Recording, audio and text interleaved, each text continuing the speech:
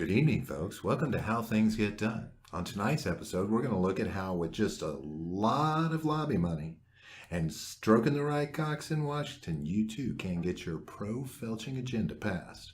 And we'll even show you a way to get social measures in place to provide the gerbils for free. Excellent intro. I like that. Hey, folks, how you doing? It's a generational gap. I'm Robert, your Gen Xer, John. Hey, how's it going? How's it going tonight, John? I made it back for another episode. How was your Feltching experience this past week? Are you familiar with Feltching? Do you remember Feltching? No, I can't say that name. We haven't? Yeah. Oh, God. Do you remember that? Once before, previously off mic, I showed you, I did an old radio recording that was about the Armageddon. Oh, okay, yeah. You can search this up on YouTube, folks. It's rather funny. It's hilarious. I'll see if I can't find it and put the link up on the on this episode just so you can try it out. But it was a funny one, and that's what Feltching is: the gerbil up the paper roll tube up the ass. Oh, Feltching. Gotcha. Yes. Okay. Perfect. You get that gerbil going on. Ask Richard Gere. Richard Gere should have some information for you on that, but don't tell him I said so. Actually, he might have used a hamster. But anyway, folks, how are you doing tonight? We're coming to you not so live. Maybe live one day. Live, one day. Dead. Where are we at in the middle of this? As soon as we're able to be competent with technology, we'll go live. Don't tell people we're incompetent with technology, John. They won't have any faith in us. Yeah, I guess. So we're going to talk about a few things tonight. We're gonna see if we can't discuss some stuff. We're probably gonna come off a little light. Start off with some lighthearted stuff that's going on out there. Nothing major. The end of an icon.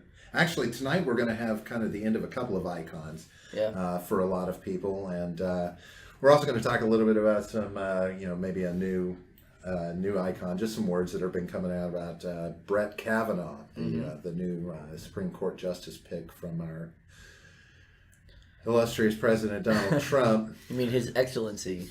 His Excellency, His yes, Excellency, as his buddy Kim Jong-un, old HE President Trump. That's right. His Excellency. We're also going to talk a little bit about culture wars. That'll lead to one of our other big icons that are dropping out of the scene, which I have a real issue with, John Snotter. And we're going to also touch a little bit on the new legislation that they're trying to pass on Antifa about not wearing the mask. Yeah, right. Whenever you're protesting while masked, I think. Yeah, we're going to have to take a look at that because that's a little sketchy to some degree. But then again, is it? I mean, we might have some opinions on that don't ring well with everyone. Yep.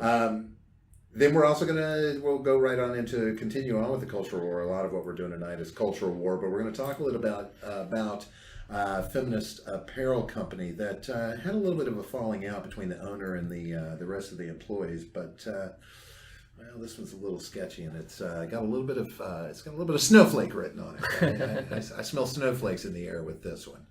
But that being said, let's talk about our first icon dropping out, John. They're closing two of the last 3 Blockbuster stores in Alaska. Yeah. I wasn't aware that there were any Blockbusters left. I thought they had already all gone.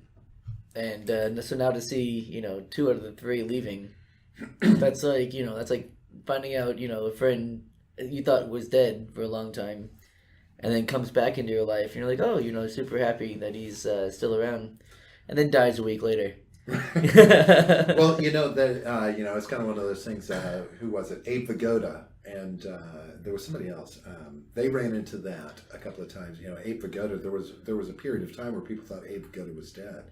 Oh yeah. There was just he'd been out of the limelight so much, nobody had heard anything, this, that, and the other. A lot of people were just like, he's dead, and he actually came back on TV doing something. He's like, by the way, I'm not dead. And there was another actor. Yeah, there was another the one. Thing. And I don't think it was Ernest Borgnine.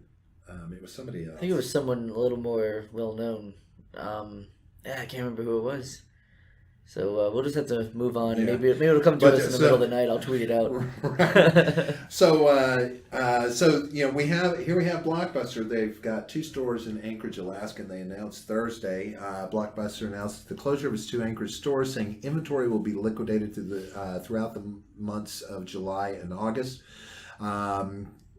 put that out in a Facebook post means there will only be one remaining location of the franchise left in America, and that is in Bend, Oregon. So they're still going to have one. They're not completely gone yet. But I bet overhead is much lower now. Oh, obviously, yeah.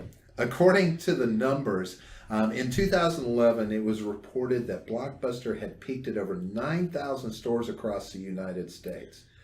That's a big presence. I think we talked about this a little bit off camera once before. What was it? Hollywood Video. Hollywood was Video the only real big contender, and it still wasn't even nearly as big. Yeah. But it was. I think it was the second biggest, video rental franchise out there. Did you frequent both, or no? I knew of a location of a Hollywood Studios, but not Hollywood Studio, Hollywood Video. Sorry, but no, I went to Blockbuster all the time. I actually, until about a year ago, I still had the little Blockbuster scan thing on my key ring. Right. Yeah, I kept that around for a while until I got a new key ring and kind of left it. Are you like quite a few people out there? Do you have any video games or movies in your collection that are actually in Blockbuster cases? No, really? I don't. Yeah, really, I think don't. I still have some. Oh yeah? Yeah, I believe I still have some stuff that might still be purchased from back when Blockbuster was going on and everything, when they were closing them out here. Should hang on to that, see if it might be worth something in 20 years. Apparently it's not going to be worth much. If you survive that in business. Now there was an attempt to kind of save the business in these two Alaska stores. John Oliver, who's on the Last Week Tonight on HBO, he sent them some the jock strap worn by Russell Crowe in Cinderella Man, which they put on display to boost business. I wonder if it had been washed before. Well, it was a leather jock strap, so it was more like a cod piece, I think is what it was. So, gotcha. I think Cinderella Man was boxing, wasn't it? Yeah, that was because I remember the episode of that John Oliver was talking about. I think he sent more than just that, because I could have sworn he had sent something from Gladiator as well. So maybe that's why I was misplacing. But this, now that I think about it, Cinderella Man was actually a more modern movie. Yeah. So, but still, maybe this is just characterizing it as the only thing. But I think there were some other things that he. So let's take an aside. Let's take an aside real quick. What's your favorite Russell Crowe movie? Why do I have to have one? Well, I mean, you have a least non-favorite. You have a least hated movie. If anything. Well, I'm kind of colored on Russell Crowe. I'll answer your question to follow too, because I do have a couple movies in mind of his that I did actually kind of like. Did I get enough adjectives in there? Maybe. Try one more. Through the years, I've that sideways comment stuff that you hear from other celebrities. It's always kind of been a thing that he's kind of a.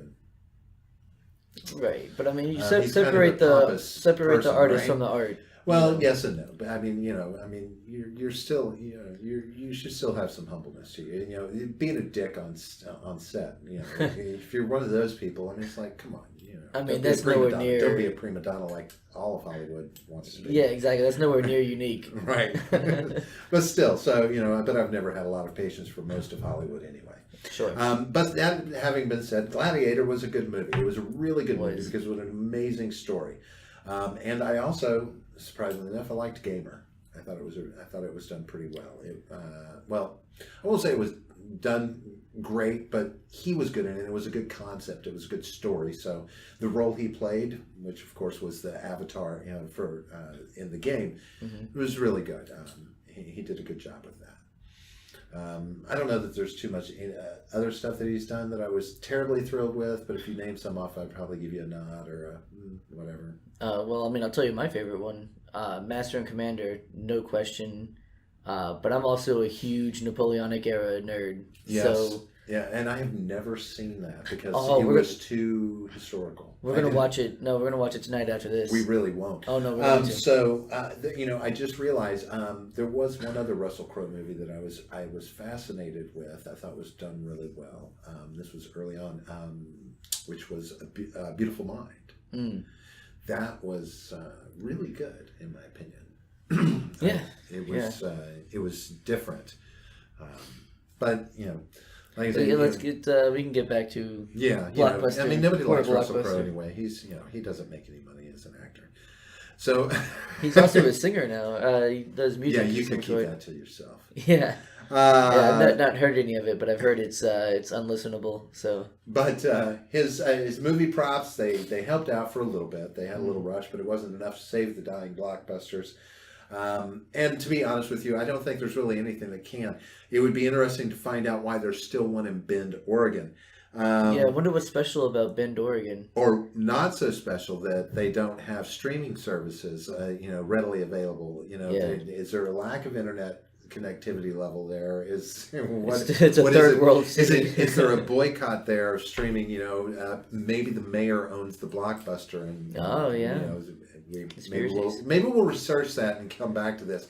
Hey, folks, if you like and subscribe to us, then you can be up to date on whether or not we get back to this and find out why Bend, Oregon gets to hang on to their Blockbuster. We won't. John, But if you out there know any reason why, please feel free to comment. Maybe that'll save us the research time. It's way easier. Obviously, John doesn't want to get off his lazy ass, which he wouldn't have to do, and type into the keyboard, which he doesn't really know how to do very well anyway. So if you've got the answer for him, save John some time and trouble so he doesn't have to work so hard, all right? And let us know. There's another little topic that we wanted to talk about because I thought this was funny, and you kind of find some humor in it too. John. Yeah, for sure. It's come out that Kylie Jenner is worth about $800 million. And then with her sponsorships and promotions, she is worth an estimated $900 million. That's a lot of money for what? Because she is a Jenner, right? It's the Kardashian-Jenner mix. Yeah, something she's just intimately. She's immediately wealthy, and something like that. I don't keep up with the Kardashians. No, so. she's got a lot of she's got a lot of good business sense to her. Business Insider points out to that she's got some good business sense. They kind of know, but that's not really why we're here, is it? Shh, John, calm down. You've got to, we want to pretend like to give her some props, right? But. She has some good business acumen, of course. We don't know necessarily how much of that is her and actually the people behind the scenes pulling the strings for her, and she gets to be the front man for her, whatever companies and work that she does. However, she does have fans out there who want to make her a billionaire, John. They want her to be a billionaire. How badly do they want her to be a billionaire, John? Apparently enough to start a GoFundMe for her. For $100 million. And this was started by, and should we put a disclaimer in here? Views. I mean, we can put triple anything brackets. We read from the internet is not our view. It's just words on the screen. So, John, please go ahead. We can put triple brackets around Triple this brackets. name. Triple brackets. The guy's name is Fat Jew.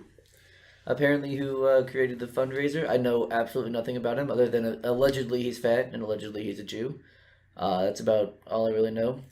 So they say she's self-made, and she's 21 years old and is self-made and is about to be the youngest self-made billionaire in the world.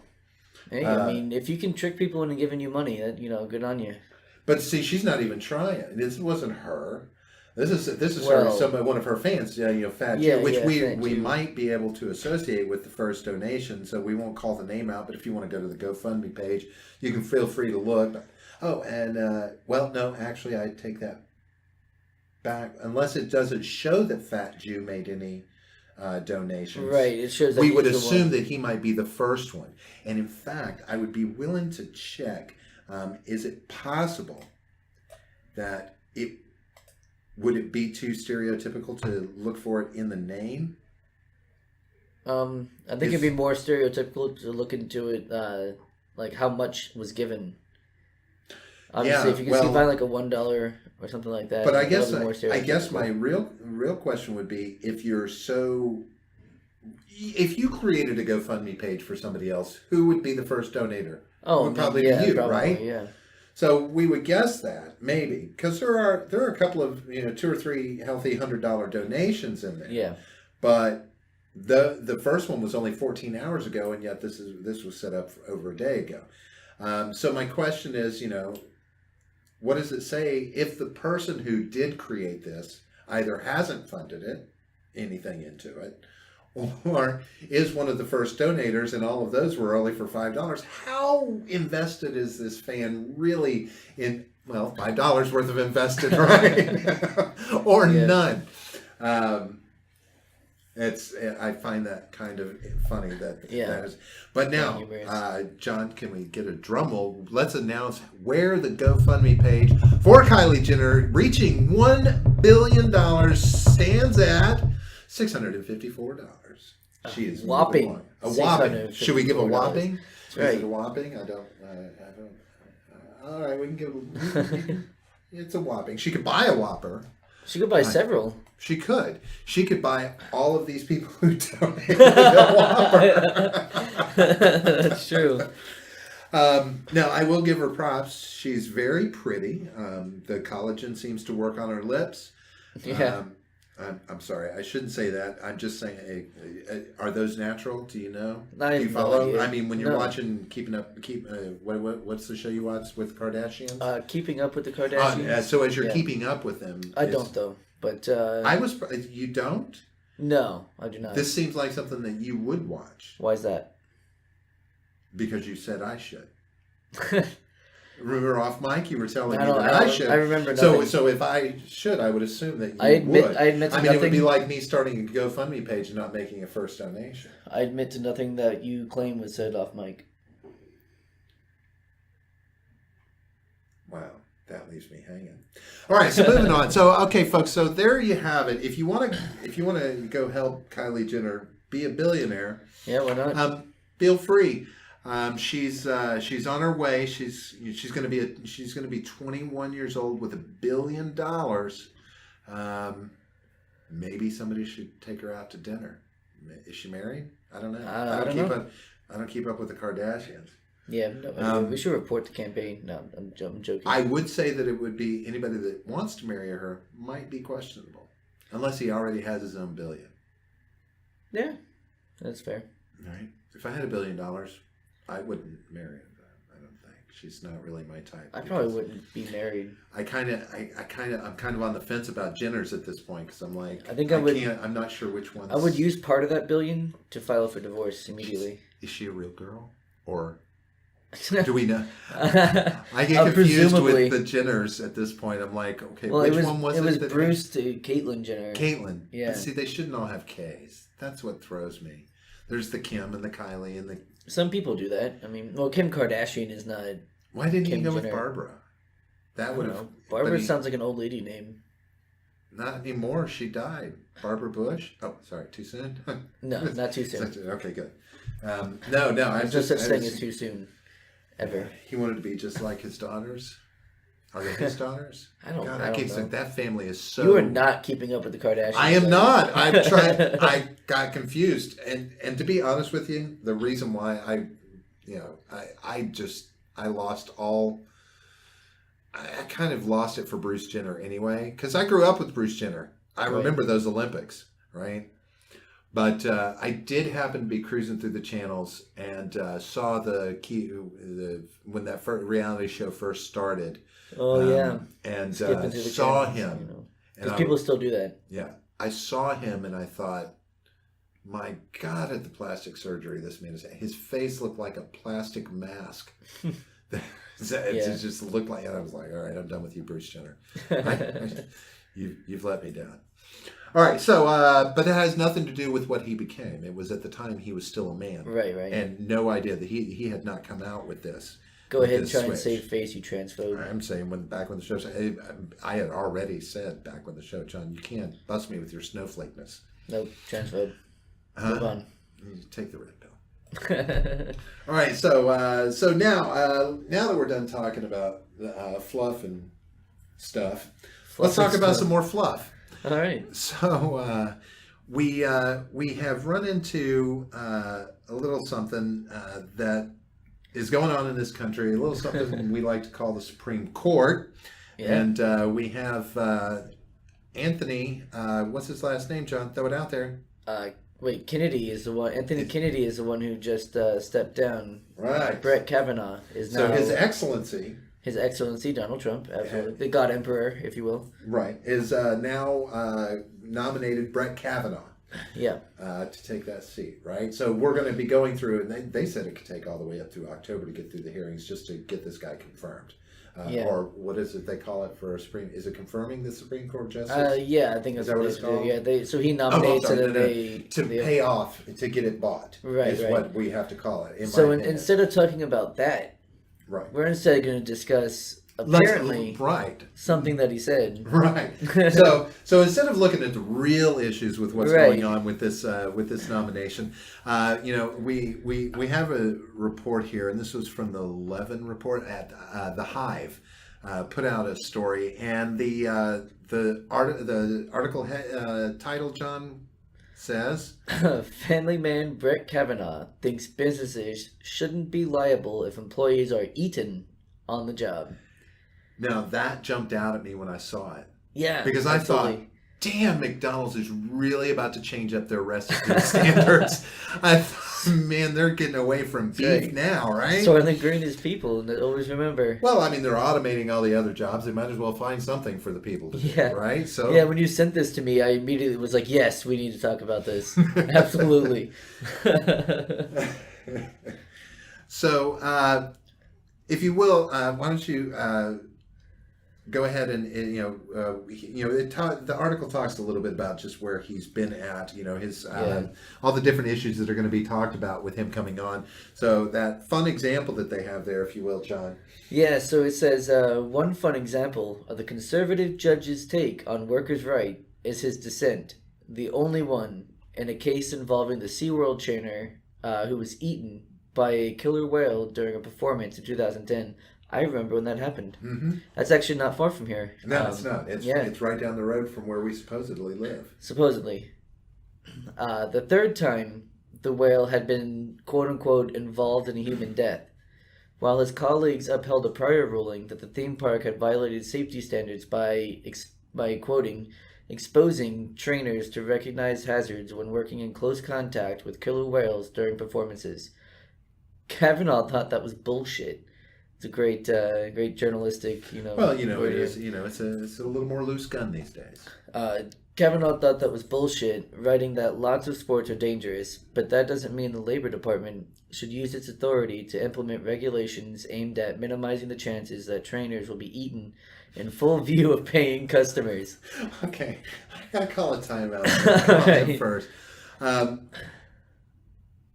He wrote that lots of sports are dangerous. Yeah. But that doesn't mean the Labor Department should use its authority to implement regulations aimed at minimizing the chances that trainers will be eaten in full view of paying customers. Right. I mean, what would regulations like that even look like? Well, what other... why is he relating it to sports, though? I mean, why would he relate I can it to see sports? I can see the argument. People on football fields. I can see the argument of it being a sport. It's a show. It's a show at SeaWorld. There's no, it's exercise. They make it exercise. It's an activity, but it's not a fucking sport. I mean, it's not like the whales are on teams and, the trainers. It's not Pokemon. Is there a Pokemon whale? There is. Yes. So it's not Pokemon. It's not like they're out there having Pokemon battles with these whales. It's just him jumping through hoops, jumping up in the air, jumping up. So we don't know what they're doing when the show's not on, right? They absolutely could be having Pokemon battles. They could. You're right. We cannot speak to that. Folks, if any of you out there know if actual Pokemon battles have been going on at SeaWorld Orlando with the killer orcas, please let us know. Now that I would actually like to do research on. I would do a whole show on that if somebody could find out some proof that that's actually going on. Absolutely. That would be amazing. But anyway, continuing with the quote in the paper. Let's see. When? Yeah. So he says, when should we as a society paternalistically... What the fuck? Okay, I get it. Yeah, paternal. Yeah. Okay. Decide, Kavinaugh asks, that the risk of significant physical injury is simply too great, even for eager and willing participants.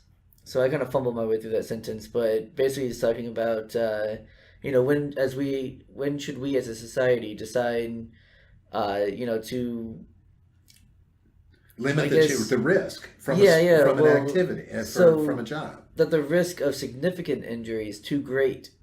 So basically saying, like, when do we decide that you can't do this because the risk is too great? Even for eager and willing participants. And there's the key, though. Right. Consent is very important. If you know the risks and you agree with the risks, I mean... Sure, but have you seen the Running Man? I mean, if you... Rollerball, some of these... I mean, are we... is that not, like... kind of saying that, sure, if they want to play football with a live grenade, if they're willing to do it, go on out there and do it. Yeah, why not? If we're talking about sports, like he made reference to, if he did, that falls into the category of blood sport. Don't we have some, I don't know, something to regulate? I don't know. Well, yeah, he's asking, at what point do we decide to... call it a blood sport and end it. So here we go. And most importantly for this case, who decides that the risk to participants is too high? And that's the important part, I think, is, who's going to be the one who decides, what is too dangerous and what's not, and then where do you draw the line, right? Because once something is considered too dangerous and something bumps up against that line, how long until that thing is also deemed too dangerous? Well, here's what I'll say. In this specific case, this was the third time the whale had been involved in a human death. Yeah. This was not the first incident, right? Well, it had a taste for human flesh by that time. Maybe. But when it's all said and done, the first time should have been enough. That, to me, if there's an incident with an uncontrollable force like that, that needs to be removed. So, for instance, what do we do in society if a dog bites someone, right? If we typically that dog, if it's not owned by somebody, or even if it is owned, we've seen many cases throughout the years, that dog is taken by animal protective services and put down. Yeah. Right? Not even rabid. Just put down. Yeah, that kind of sounds like a lose-lose for SeaWorld, though, because they get constantly, attacked by different environmental, people. Yes. And so if you put down the animal, is that not going to cause... Nobody said put it down. Uproar? I'm just using that as an example. So that's something that can be regulated, right? Where we can say this animal attacked a human... Right. We need to put it down. So we can regulate and say this animal, this killer whale has shown violence, has acted violently towards a human, however we want to call it, violence, instinctual, just being a killer whale, killed a human. It can no longer be allowed. Return it, put it in captivity as a showpiece, put it back out into the sea. You don't have to kill it, but you can get rid of it. A lot of them are born in captivity and don't have the means to... So put it in a large aquarium, but do not have it do not leave it as a centerpiece or a piece and say to employees, okay, so not only are you at risk from a killer whale, but you're now at risk from a killer whale who has actually killed a person. So now your risk is even higher. Or you can just be an eager and willing participant and not care. I think that there does need to be a certain amount of regulation there. If I think that's up to SeaWorld to decide, if they're losing employees and people aren't going to want to work for them, at least in that part of the park. But you also have to count on SeaWorld to disclose the risk to all employees. Not? Do you think they not? I don't know. I'm sure they do. Do they disclose how many times a killer whale has attacked trainers or killed trainers before they go and actually work with that killer whale? Granted, most of these people have training with these animals. Yeah. They understand the risks, this, that, and the other. It's not a lot different than going out in the ocean as an oceanographer, right? Right. And putting yourself at risk. But I mean, you brought up the animal rights people. They're already of the opinion that these animals shouldn't be there in the first place. Right. So it really doesn't go to what happens. Do you think putting one down would appease them? Would make them feel any better? Do you think that, or do you think that would put them in an uproar? Do you think that would Well, that's why I say I don't necessarily. It's a lose-lose. I wouldn't say put it down. I'm just saying not leave it available to expose more people to. It should be taken away from human exposure if it's already had a taste for human blood, as you called it. Because it wouldn't surprise me if it's going to happen again. Yeah. So I think there should be a responsibility to not leave open an increased risk, and then further after the second time, an even more increased risk. I don't remember how the 3 times. The last time, so the second time were the first and second separate incidents, but after a second time you've got to say, okay, this is 2 strikes. Do we want to just wait for the 3rd strike? How do we handle this? When do we stop? And when do we say, as is it our right as a government or regulation, who would it fall to, some low level to high level state authority or federal authority, to say, okay, you got to kind of regulate this. You got to force self-regulation. Force self-regulation. Right? I mean, a little bit of an oxymoron, isn't it? Right, exactly. So, how do you keep even people who are eager and willing to do these kind of jobs? It's one thing to say that you want to go and work with these animals, but,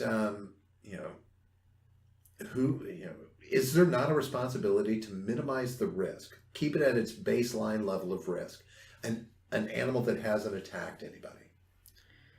Yeah, I mean, what do you think about that? As long as you warn someone and they sign, whatever documents they got to sign, to show that, hey, I understand the risks involved, I agree to do this job.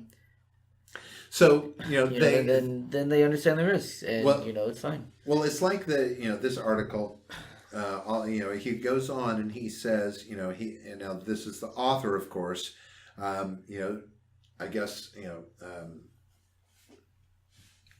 taking a leap forward and saying, okay, then Kavinaugh probably also believes that coal mining companies shouldn't have to comply with onerous rules intended to prevent mine collapses because the miners know what they're signing up for. Damn it. Well, okay, the article says presumably, right? Presumably, so that's why I say he's so this is the author kind of throwing in, that's why I said he takes a leap and says that. Yeah, he takes quite a leap. I think. But I mean, the principle kind of, if you have a coal mine and you say, hey, we've got this coal mine, but we're cutting costs. We're minimizing the amount of structural hold we put down in there. So it's going to be a little more risky, but we're going to pay you this much money. And these guys are like, okay, I'll go down and work it. Do we allow them? Or do we make sure that they're following safety regulations to prevent the deaths of their workers? Yeah, that is kind of a tough one. I think there is a difference, though, between cutting corners and dealing with, I don't want to say a wild animal because a lot of them are born in captivity, but I mean, it's an animal, right? So it's got its own, it has its own actions that it does,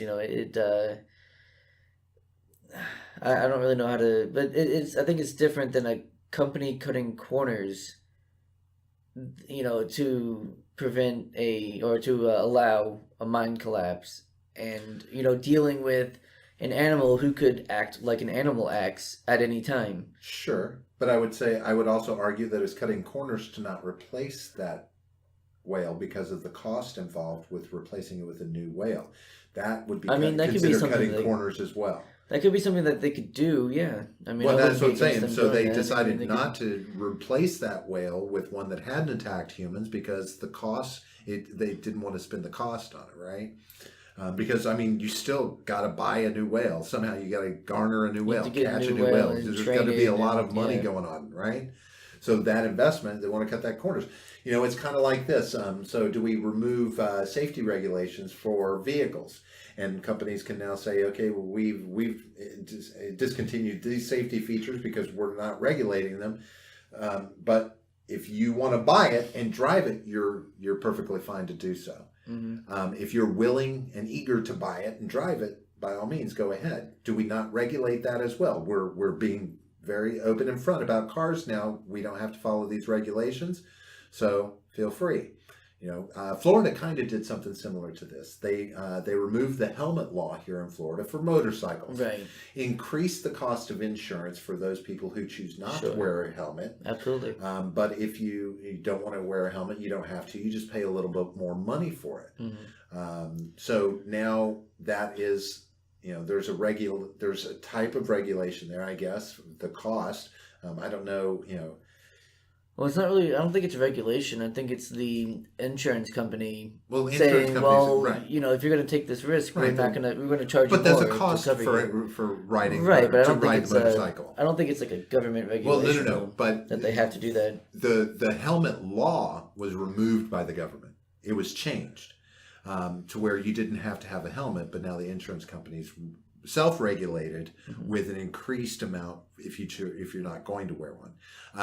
I would assume, or maybe presume is the right word, I'd have to look at how it is handled because insurance is still regulated by government. Mm-hmm. So it's possible that a requirement of changing the law was that insurance had to regulate in a certain way.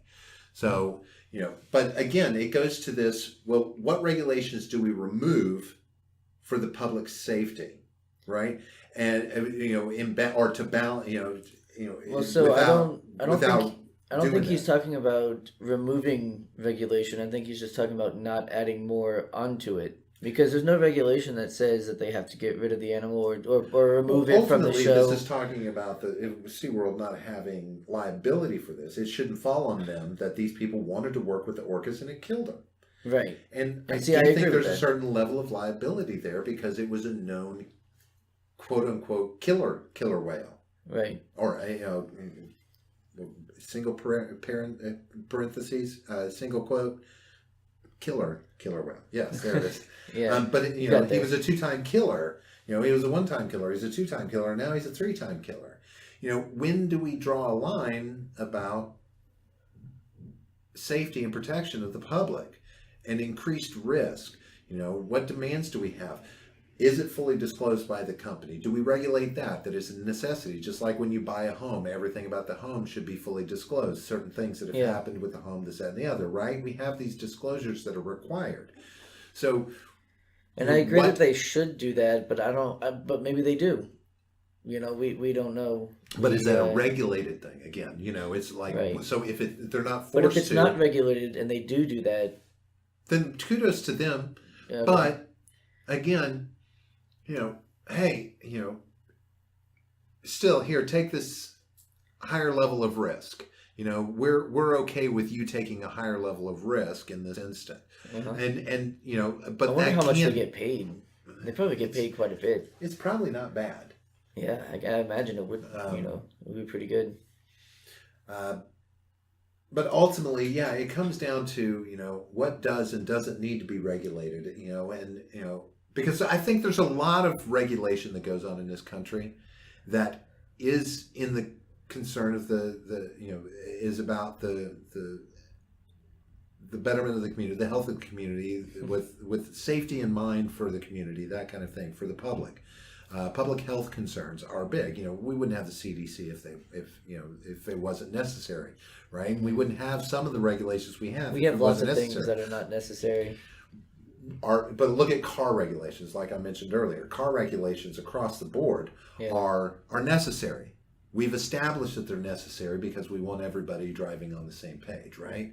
Because there's far too many vehicles on the road to have tons of unsafe vehicles out there. People are going to be dying right and left. And they were, that is a tough one for me because generally on principle I would be against those sort of regulations, but. I mean, I guess I've not ever grown up without them, so I'm just kind of used to it, which is unfortunate, because that's kind of how these things work. It's, wherever they start, there'll usually be some kind of, clamor or some kind of like, grumblings. But then the next generation who grew up with those regulations, completely quiet. So I don't know. I mean, I guess I'm not, in principle, I would be against that, but practically, I mean, I'm not worried about it. I think there's much bigger things to, deregulate or to, abolish than, car regulations. And of course, this is, most of this is just really to, this is one of those examples of where, taking something a little too literal. I will give it that. I mean, he's not saying, okay, you can go work at McDonald's, and they may decide that you work for 6 months and then they're going to start chopping off body parts and adding it to the meat. So we want to have people eat our employees. I mean, he's also not suggesting to feed people he's not to the feeding, orcas, yeah, right? Instead of fish. How many trainers a day are you feeding that orca? Right. It's like we can regulate that. Right? Only like 3 a day. I think is a good number to get by. So I find it humorous. It was kind of humorous to see that this is one of the first things they come out with, and there's going to be a lot of stuff to talk about with this guy, to see how far he goes through the process. Yeah, it's going to be. And I really I want one of these days. I want us to get into a nice, healthy debate about what I touched on very early on in this conversation about the buying of the Supreme Court and how that goes about, because. This Kavinaugh situation, this nominee, this pivotal nominee for the Supreme Court for who knows how many decades, is going to be very indicative of what we've come to with how we handle that very important branch of government. Sure. And it's a sad thing. So, having said that, just keep it in mind, folks. Watch what's going on with Brett Kavanaugh. See what happens with Trump's pick, and we'll see I don't know. There's going to be a lot of fallout as to where he falls on the fence. But we do know this. If you go to work at SeaWorld, he does not care if you're going to be eaten. So take mayonnaise with you, take ketchup, whatever you think you're best served with. If you've got some comments on that, why don't you go ahead and shoot them to us. And now we're going to move on.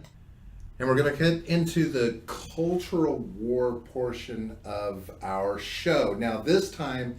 we're kind of going to do, a 3-part take on cultural wars this time around, because we've got 3 interesting topics here that have happened over the week, right? Yeah, I guess we just couldn't pick one, so we decided to go with all 3. Tough. It really was. I looked at the 3 of these, and if I had to make a decision, I wouldn't know, because, I mean, I've got enough outrage for most of these to, or a pretty strong opinion about these things, that it's like, okay, maybe we need to check ourselves, or we need to see what we're doing. So the first thing we want to talk about, there's not many people out there that don't know who Papa John is, right? Oh, yeah. John Schnatter, the founder of Papa John's Pizzas, started off in a pizza closet in the back, a mock closet in the back of a bar, right? Delivering pizzas. He built a multi-million-dollar pizza chain out of this, right? Yep. Just a little while back, when the NFL situation was going on, he came out and basically, and I paraphrase, so please, anybody out there that wants to slam me for how I put this, please feel free not to. But basically, he kind of called out the NFL, this whole players kneeling during the national anthem kind of thing. The trials and tribulations with the NFL were affecting his pizza business. And people frowned on him saying that, and it was like, okay, so... there was some talk about him stepping down, but this week it got taken to a whole new level, and Papa John is actually stepping down from the company, has stepped down from the company, and he's being accused, and this is the part that gets me, everything that's coming out is talking about he made racial slurs during a meeting. So just to give you a little preface, let me read a little bit of this article for you, and we'll kind of understand where it's at. Papa John said Wednesday that his independent directors had accepted John Schnatter's resignation as chairman of the board of Papa John's International. The company said it would appoint a new chairman in the coming weeks. Hours before the announcement, Schnatter, 56, who was formerly the company's CEO and had remained the face of the company, apologized for his comments. News reports attributing the use of inappropriate and hurtful language to me during a media training session regarding race are true, Schnatter said in a statement. Regardless of the context, I apologize. Simply stated, racism has no place in our society. Earlier Wednesday, Forbes reported that Schnatter had used the racial slur during a conference call, which was held in May as a role-playing exercise for Schnatter to improve his public relations skills. Schnatter last November provoked outrage by blaming the NFL's handling of the national anthem protests for hurting their sales. He subsequently stepped down as CEO, and the company reduced his visibility. And then Papa John's shares have lost a quarter of their value since that snafu. So he stepped down as CEO, but he was remaining the face of Papa John's, right? So in the May conference call, Schnatter downplayed the importance of his comments by saying that Colonel Sanders called blacks the N-word. Apparently, because, excuse me while I say here that apparently I have to put it that way because you can get in a lot of trouble just for using the word now, but I digress. He said Sanders, the founder of KFC, never faced blowback. He also recalled when he was growing up in Indiana that people used to drag African Americans behind their truck until they died. According to Schnatter, as it was reported to Forbes, he apparently meant to express his opposition to racism, but people on that conference call were offended. Right. So, it doesn't matter what the context is. If you say the N-word or make any reference to racism, if you're not a minority, it is now considered racial slurs. We can't even talk about it. We can't say the N-word in context, in the context of describing things that happened once upon a time. So if we use that word, we're offending someone by using it, and oftentimes we're offending the same people who are using that word themselves because they've claimed ownership to that word and made it a part of their dialogue so that it's not as offensive to them, but yet it's still ultimately offensive to them. Well, I mean, even besides that, even the opposition of using that word doesn't matter. It speaks to, I don't know how new the phenomenon is in our culture, but apparently, like you just mentioned, context just does not matter anymore at all. It's a reason why a lot of stand-up comedians won't do college tours anymore.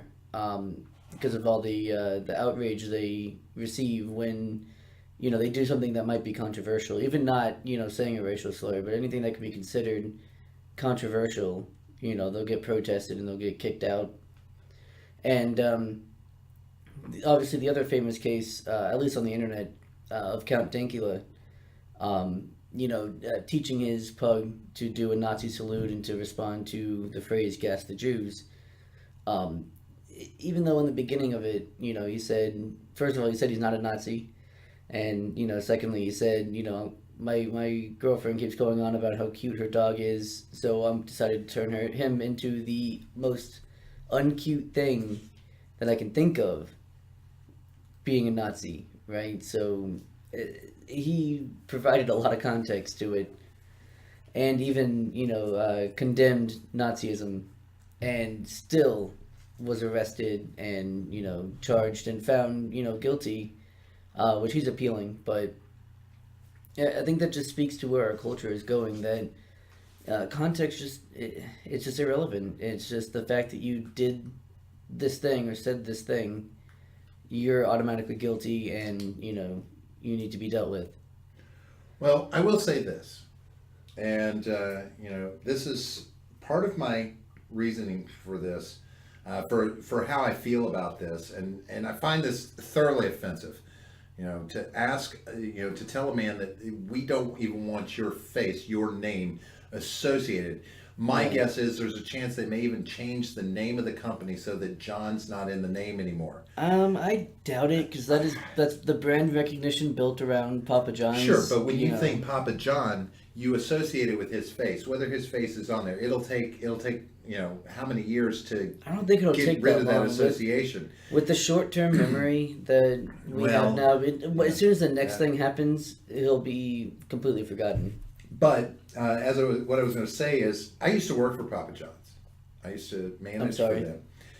It was a job. I mean, it was a pizza place. I mean, they're not an unpopular pizza place. They're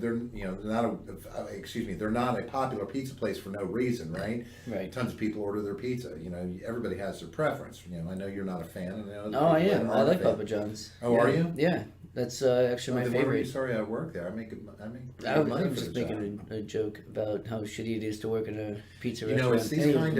It's that kind of hate speech. Yeah, I know. I'm problematic. Hate speech. It's probably racist. It's almost too. Violent. It's probably racist. Said it was almost violent. It wasn't almost. It was like violent. You want me to be disenfranchised, John. Yeah. Sorry. You couldn't get something better. You didn't have a better job. You poor bastard. Something. Yeah. It's kind of how I felt, and that hurts. I don't like being hurt by your words, John. Well, I guess I'm now giving my resignation for the podcast. I got to step down as co-host. Can you fill in for the next few weeks, though, until we get someone to take your place? Yeah, I mean, I guess I can do that. Yeah, I appreciate it.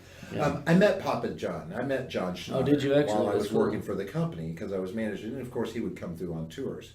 Nice, that's awesome. And have had opportunity to talk with him. Not at any great length. It's not like we sat down, shared beers and a barbecue. And, you might have been a manager, but you were still a pleb. Right, but there was conversation, and I don't see myself as a noob when it comes to assessing people. It's been one of the facets of many jobs that I've had that I have to assess and evaluate and look for psychological markers, red flags, things like this, right? Mm-hmm.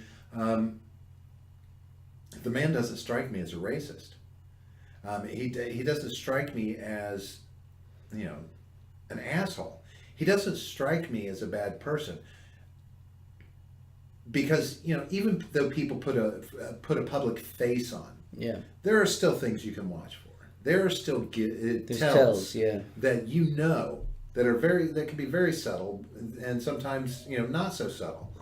And then, of course, we don't live in a time where your personal world is really private anymore, right?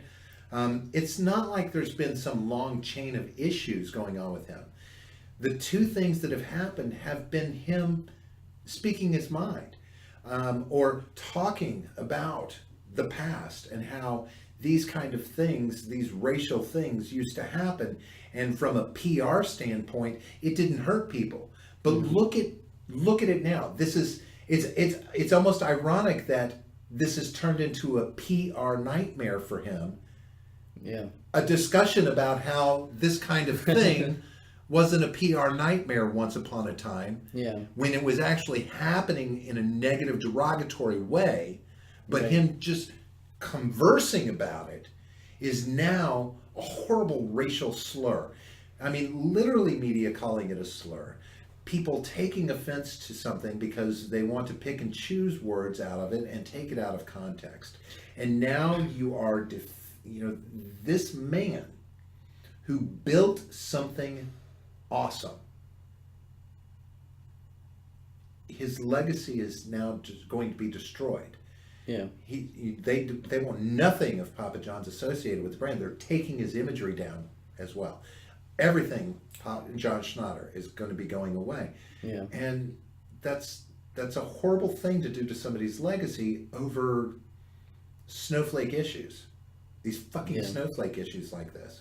The stupidity that we can't say words, that we can't have free speech. Yeah. Because context no longer matters. Because the God's honest truth, the most important thing about free speech that makes free speech what it is the context in which it's delivered that prevents it from being hate speech and prevents it from being seditious. Well, I mean, the fact is that hate speech is covered under the First Amendment. In fact, that's the whole point of the First Amendment. You have free speech, but your First Amendment rights kick in as soon as someone gets offended. That is when you start being covered under the First Amendment. So, but the thing is also, he wasn't arrested. There were no legal charges brought against him. So to say, it's kind of a tough one because it definitely goes against the spirit of the First Amendment. However, having him step down because of things that he said isn't necessarily a violation of, his First Amendment rights, but it is completely against the spirit of, freedom of speech. Would you be willing? What is your opinion, I guess, on whether or not, from the standpoint of him as, the figurehead, the face, not the figurehead anymore, but the face of the company, still a role in the company, a paid role, right? Mm-hmm. He would still be receiving money. Is this something open to litigation? I mean, he didn't break a policy. He didn't do something that is, for want of a better term, a fireable offense. He didn't create a hostile work environment. He didn't attack anyone with his words. He didn't breach human resources, unless somewhere in Papa John's human resources information it says you can't say these words. Right.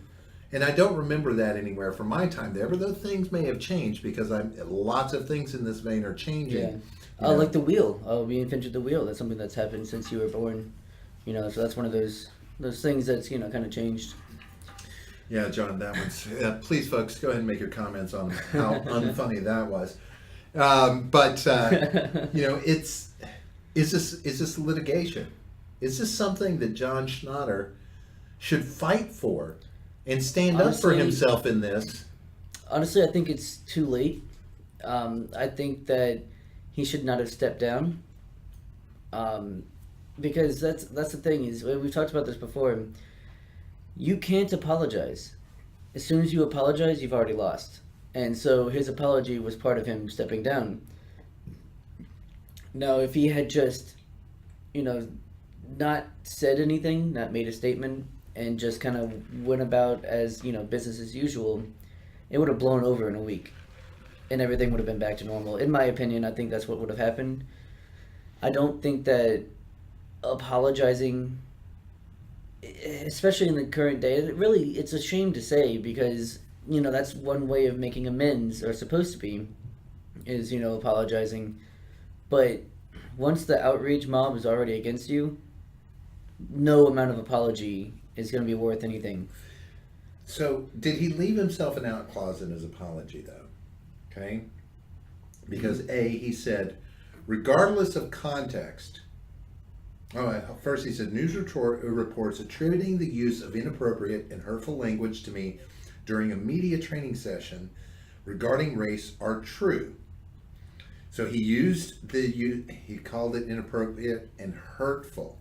Now see, there's the admission that I guess he kind of shot himself in the foot. Right, it's an admission of guilt. Just because somebody says it was hurtful doesn't make it hurtful. Yes, their perception is that it's hurtful.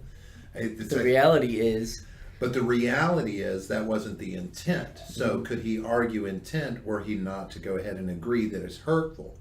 I think if he was going to make a statement, that would be the argument to make. But I honestly don't think he should have even given it, a second of his time. Even by saying, regardless of the context, I apologize. That's what I'm saying. Seems like he's out. That's what I'm saying. If he's going to, apologize, or if he's going to at least make a statement saying, yes, it was inappropriate. Here's the context. Here's why I said it. Just something. Is it better that he said, yes, some people found it inappropriate? Sure, but that's factual. Isn't that the smarter thing to say? Sure. Yes, some people found it inappropriate. Yeah. But nothing I said fell outside the guidelines of what's expected from a human resources standpoint. It was not meant in a racist context. It was simply a reiteration of facts, words, and events that have happened in my life that I've been exposed to. Right. How do we allow that to stand? How do we not let these things happen to where a man loses everything that John Schneider is going to lose from this? The face alone that he's losing, just, it's going to leave behind a tarnished legacy for something that wasn't wrong. There was nothing more than him talking and exercising his right to free speech within parameters set, etc. Because some people get offended by the words that are used. I mean, by ignoring the context. It just takes balls. It takes a backbone. It takes, saying that yes, this happened, but I'm not stepping down, and I'm going to continue to do the things I've been doing. And then he can, watch his, I mean, a lot of people, what's going to be sad is that there's going to be a lot of people that are going to sit and look through the history of John Schneider. And my guess is that there's going to be a lot of, people who are, that are, quote unquote, outraged by this, are going to be pulling out incidents throughout his history to use that as some foundation for why this is justified. And that's what pisses me off the most. It's just what people will be willing to do to give this justification, like retroactive guilt. Yes. Yeah. And I find it reprehensible. Again, it was, it's a good company. It's an amazing thing he did with that. A lot of people have to work and never, on things like this and never get to the point he got to. And now to have that just all taken away from him. I still find it, I have trouble wrapping my head around the fact that you can own a business all your fucking life. And then at some point, because you've gone public, because there's a board of directors, they can tell you can no longer be a part of your own fucking company. I think that's just shit. It sucks. I know it's business, but it's just a shit way to do business. Yeah, it is unfortunate. I think it's, if you don't want to be associated with, then get the fuck out. If you think he did something so horrible, then you get the fuck out and go work for somebody, go be a part of something that's not as horrible, and let his reprehensible behavior determine whether or not his business will stand on its own merits. Sounds like a free marketeer. Something like that. But anyway, so, my hopes are that, John Schneider comes through this. I feel bad for him, so, I mean, I'm sure he's got plenty of money to, get him by. Yeah, he's not going to be hurting. He's going to be fine. But still, it's, this is the kind of thing that can be devastating to a person psychologically, emotionally. Those kind of things. These are not from a mental standpoint. This is where I say, I hope he comes through this okay, where it doesn't hurt him too bad. I'm keeping my fingers crossed that maybe somewhere in the back of his mind he was done with the whole thing anyway, and he's okay with going. Yeah. Maybe that's why he didn't step up with more backbone to throw it back in their face. Too. That could be. Happens all the time in business, right? So let's, moving from one bit of moral outrage in our culturally diverse society, and all the fun that can be found there. This week, John, I know you have some stuff going on in your head about this one. Yeah. We had something thrown out this week, some new legislation that's coming out, and what's it it's a bill that aims to send masked Antifa activists to jail for 15 years. Well, so the headline's a little misleading. It's a maximum sentence. Sure. I think the minimum is a fine, a small fine, but I mean, either way, let's hear about, So Antifa activists could be jailed for up to 15 years for wearing masks under a bill introduced by a U.S. congressman. If passed, Bill H.R. 6054 would punish anyone wearing a mask or disguise who injures, oppresses, threatens, or intimidates someone else exercising a right guaranteed under the Constitution. The title of the bill, Unmasking Antifa Act of 2018, makes it clear that Antifa activists are its intended target, but the bill's text never explicitly mentions them. Right. The bill, which was introduced by Republican Representative Dan Donovan of New York last month, has drawn widespread condemnation from critics who claim it unfairly targets Antifa activists while it could embolden the far-right demonstrators Antifa protests against. This is another draconian measure to actually criminalize dissent in the United States, said Scott Crow, a former Antifa organizer and author. Because the law, even if it doesn't explicitly state leftists who mask up, that's who the largest potential target of the law is, he said, far more than white nationalists. Mm-hmm. The term Antifa, which is short for anti-fascists, is used to refer to a loose coalition of individuals with left-leaning political views that often fall outside of the mainstream Democratic Party's platform. The group has no figurehead or official governing body, but members, some of whom turn to radical or militant tactics to make their views known, generally oppose the inequality of wealth by corporations and discrimination against marginalized communities. They often wear black and obscure their faces while protesting. Now, I'll pause in the reading there for a second. Mm-hmm. So, first off, John, thoughts on Antifa? First. So, my thoughts on Antifa, I think they're cowards, for one. Why? Well, first of all, I mean, masking yourself in general, while I don't think that it should be illegal, I think is absolutely cowardly. You would say the same thing about the Ku Klux Klan. They do the same sort of deal, or did. I don't know how often they do it now. But, they did the same sort of thing. And I would say that, they're cowardly as well. If you're going to have the views that you're going to have, you should be public about it. And that includes, showing your face. And I'm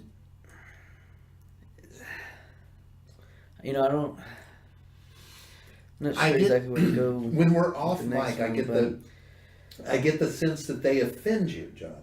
Yeah, it's mostly, it's just very hypocritical how, because the whole point of Antifa, the anti-fascists, which I believe started in Germany to counter the rise of fascism there. So they claim to want to defend the community that they're in, and that's what they do. The people who show up as, masked Antifa are usually members of that community. They kind of just get together and, go after the protests that are there. And, but at the same time, they do massive amounts of property damage, thereby harming the community that they're claiming to protect. And it has a lot to do with their far left, Marxist leanings. They don't believe in private property, so therefore it's okay to destroy someone's property. But I don't know if they don't understand or they don't care that they're harming the people in those communities. That much of what they're doing is very similar to those that they speak out against. Right. And that's why, and I won't say this, but a lot of people will say that, Antifa are the real fascists. Right. Now, they're not fascists, they're communists. They're anarchists, typically, right?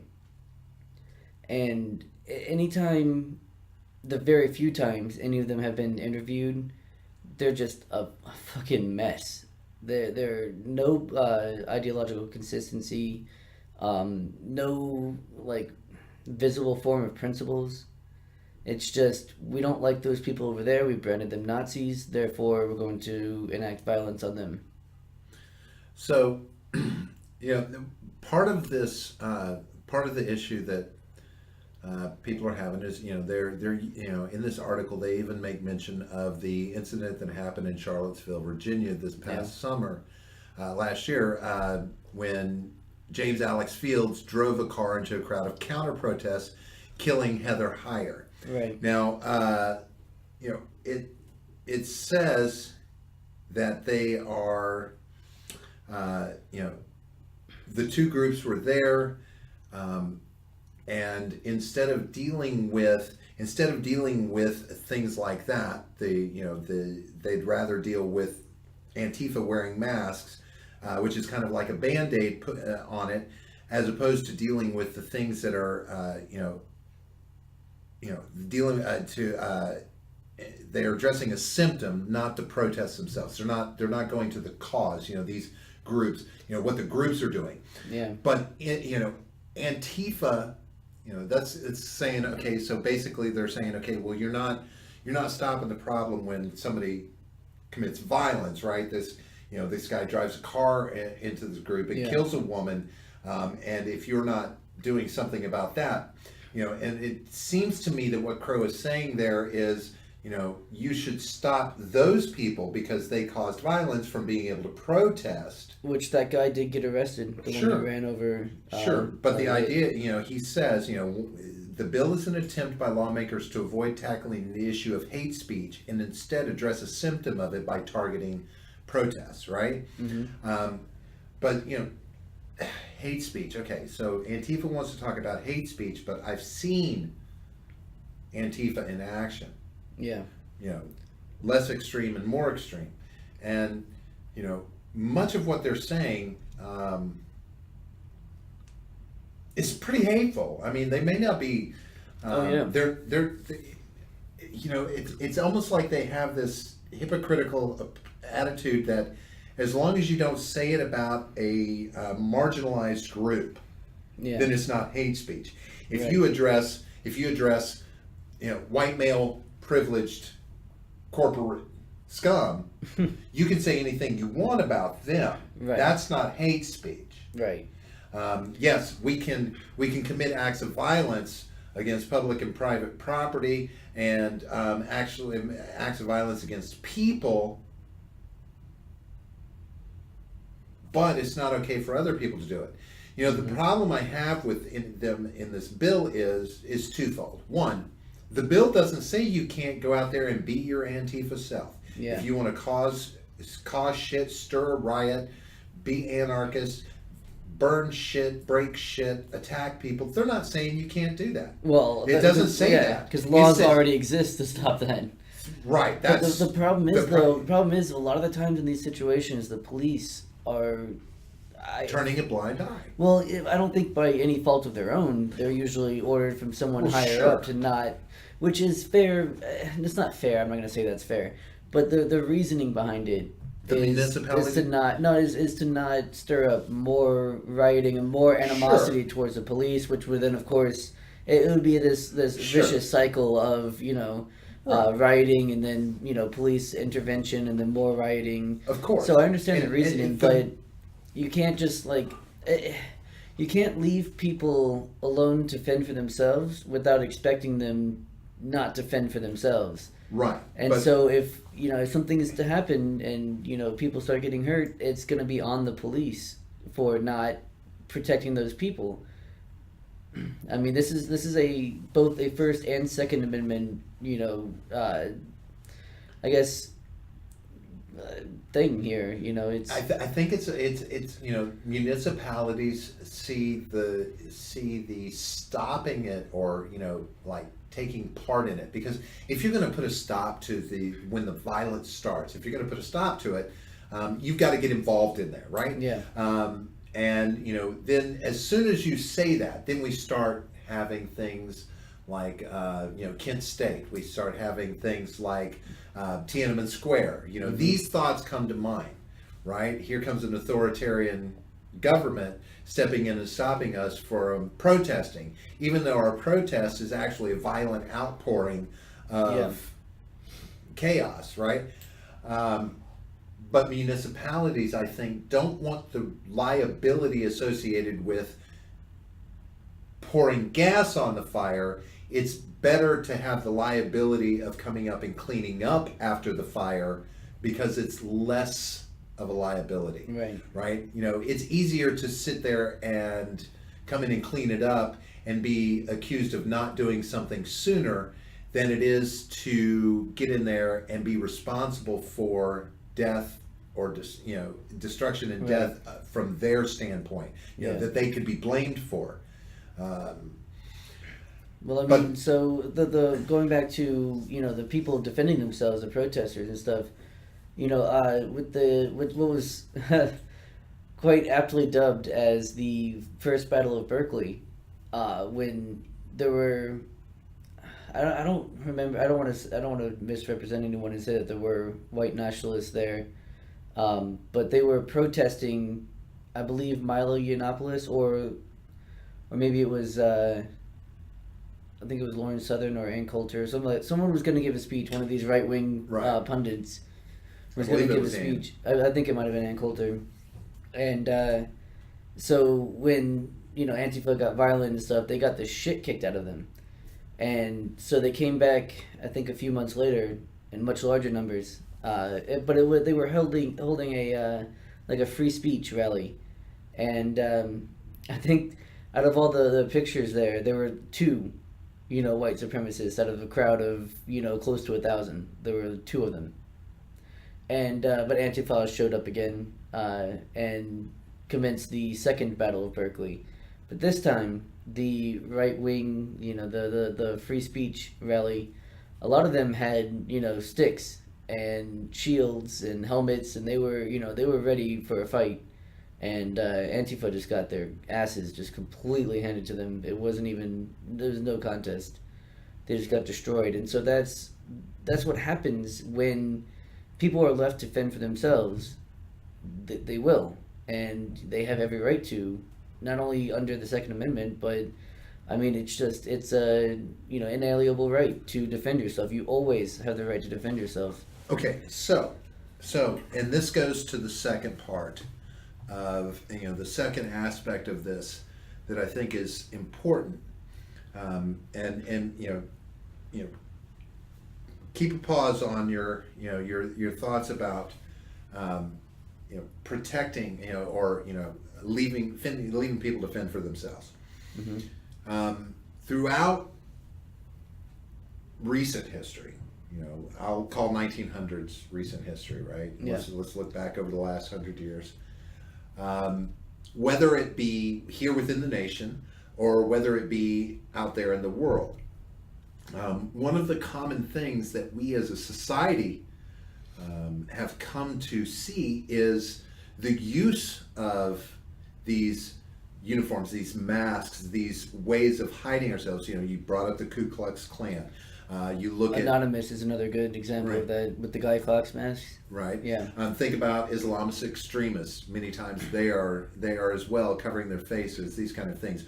We have seen glorified terror on beheadings and things where masked individuals are carrying out these acts. Yeah. And it has, in my opinion, come to be seen as a tactic for instilling terror. And if Antifa is going to be they're associated with violence. Yeah. Really, no matter how you look at it, violence is synonymous with them showing up at a protest. It's like one of those things you expect, right? And they wear masks to do it. And yes, it's very cowardly, mm-hmm. but I think it also is an attempt to instill fear. It is a tactic, sure, to a certain extent, especially if you are going to be, acting upon violent tendencies, intimidation, fear-mongering. We'll call it fear-mongering. Mm-hmm. It is a tool for fear-mongering in this sense, much like it was with the Ku Klux Klan. Now, I guarantee you, if you talk to someone in Antifa, I'm sure there's a large percentage of them that will say that it is I believe an attempt to make them faceless. Right, yeah, these are faceless people now. It's they're not masked; they're faceless. It's a form of showing, collectivism, in a sense, saying, we're not individuals. We are here as a collective to defend our community. Which, like I said, that's completely hypocritical because then they destroy their community in the process of trying to defend it. Well, it's I don't have an issue. Well, and I'm not going to say I'm 100% behind this, but when we talk about leaving people to fend for themselves, right? If we say you're fine to protest, but we want to be able to see your faces so that if you do something that breaks the law, we want to be able to find you. You don't have the opportunity to be masked. I mean, think about it. There's a mentality associated with that as well. Why is it? Why would they be more prone to violence? Is it possible that they're more prone to violence because they feel incognito? Yeah. They feel like they won't be caught. If they can get away, no one will ever catch them because nobody knows what they look like. There's a famous case of that. There's a professor. Can't remember if he was from Berkeley or another one, but I believe it was Berkeley. Eric Clanton was his name, and he was a masked, Antifa guy, and so there was some butting of heads going on that basically it was almost like a battle. There were two lines clashing, and he comes from probably the third or fourth row back, and smacks someone over the head with a bike lock, with just a really long chain bike lock, and caused the guy quite a bit of injury. And as soon as he hit him, he just kind of melts back into the crowd, which making him anonymous at that point. You can't really tell who it was. No, luckily, the amazing and beautiful autist over at Poll, Politically Incorrect Board on 4chan, were able to take photos that were circulating around and find his facial features behind the mask in several different places. The same backpack that he was wearing at the time, they found in several other photos. And I believe they eventually found one with his mask off and were then able to identify him based on that. And he was arrested and charged, with assault with a deadly weapon, I believe. I don't remember the exact charge, but he was charged and brought to justice. So yeah, I mean, like I said, while I disagree with the bill on principle, I do see the argument, for it, but I don't think, because I think that limits people other than just Antifa, right? Say, like people in Islam want to protest. While I have a lot of criticisms of Islam, I would never, try to take away their right to protest. And if a woman wants to wear a niqab while protesting, that covers everything except for the eyes, which would not be legal under this bill. However, again, the primary thing that stands out in this is that it specifically talks about and says injures, oppresses, threatens, or intimidates someone else. Right. So, and also what an Islamic wears, when we're talking about women, for instance, that is a religious outfit. These things fall into religion. So of course that would be protected, in my opinion. There's no way to not protect her from that unless she does one of these things. Then I could see, but I mean, if we look at Islam extremists, those are the ones who are typically the males who are putting on masks. Absolutely, yeah. And right, and do we really associate Islamic extremism with the women in the culture? Because it is primarily a male-dominated culture. And I have seen protests by Islamic men here in the United States, and they're not wearing masks. Right.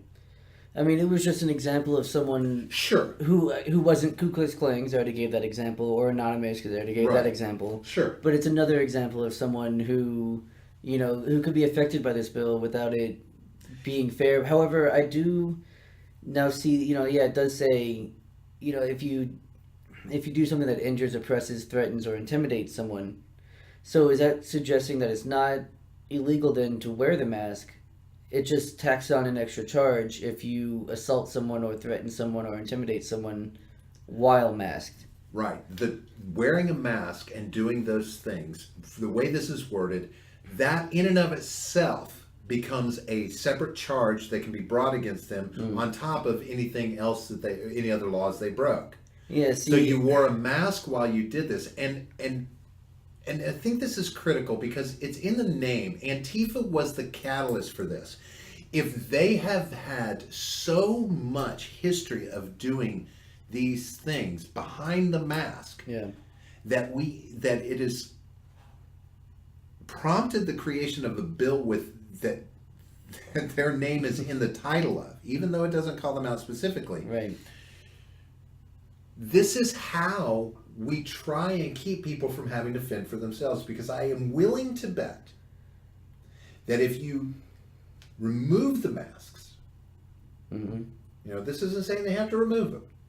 It's just saying you have the chance of having another 15 years worth of jail time, up to 15 years for doing that part too. Well, see, the best way... Then they will diminish the violence. And then you are controlling, you're helping people to not have to defend themselves, to be on their own out there. It is a way to regulate, to try and stem violence by forcing them to come out from behind the mask when they do it, which will then hopefully prompt them to not do it, because their whole thing is built on hiding behind masks as they do these things. Right. So, well, I mean, that's true, but it still sets the precedent to now we can move it on to something else, right? We're limiting,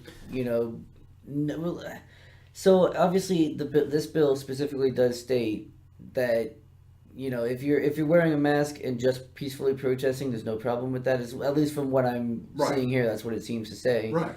And it only becomes a problem if you're injuring someone, threatening, oppressing, or intimidating. But that opens the door to more restriction afterwards. To, this one wasn't enough, so now we need to, now it is just wearing a mask is illegal when you're protesting. It opens the door to, if you're wearing a certain type of shirt, that's you're seen as part of this group. But John, tell me any kind of regulation that we could put into place in this country that can't have a slippery slope methodology put behind it. Right. I mean, attributed to it. Everything we do is going to be a slippery slope to something else. You restrict bump stocks, and that's a slippery slope to taking every gun away out of everybody's hands. I mean, everybody's, this is the mentality for every fucking thing that we have going on in While this I'm country. okay with a bump stock ban, it is, everything's a slippery slope. The moment that we said there's a 3-day background check, they started hollering, so you want to take our guns why around. start on the slippery slope then? You can't not start on a slippery slope. That means never regulate. That means... It doesn't, Let me ask you this. It means to be more careful about what you regulate and how. Let me throw this example out to you, and this we'll wrap this up with this example and your response to it. All right. You remember back in the days they would go rob the train. What would they do right before they would go make the ride over to the train and hijack the train and they'd pull their mask up, right? Yeah. Okay, so they wanted to hide who they were to commit a crime. Right. So my question is this. If you are part of Antifa and you show up wearing a mask and you're peaceful, nothing happens, great, because I agree. That's what this law is stating based on the context given here. Mm-hmm. But if you are Antifa and you show up in a mask and you intimidate or enact any kind of violence or oppression, whatever, right? Is that not seen in a similar light as some sort of premeditation for getting away with the crime that you are committing, the acts that you are committing behind that mask? It becomes a tool for escaping. In my opinion, it becomes a tool for escaping from the responsibility of the acts you're about to commit. And that speaks to premeditation and planned execution of whatever acts you're doing. Sure, but so I don't think that showing up in a mask shows intent to do something necessarily, but I mean, yeah, if something, if you did do something, yeah, I could see how hiding your identity would, be a pretext for, committing crime. I guess I just don't like the loose kind of wording here with, intimidates or oppress. What is oppress? What is intimidate? Isn't that, is not oppression and intimidation just kind of how you perceive it? So as long as you perceive that, oh, this person is intimidating me, I feel intimidated by this person, even if they're just standing there. Well, if it's a litigatable thing, then it means somebody's got to prove that it happened, one way or the other. That's what this turns it into, is a litigatable thing.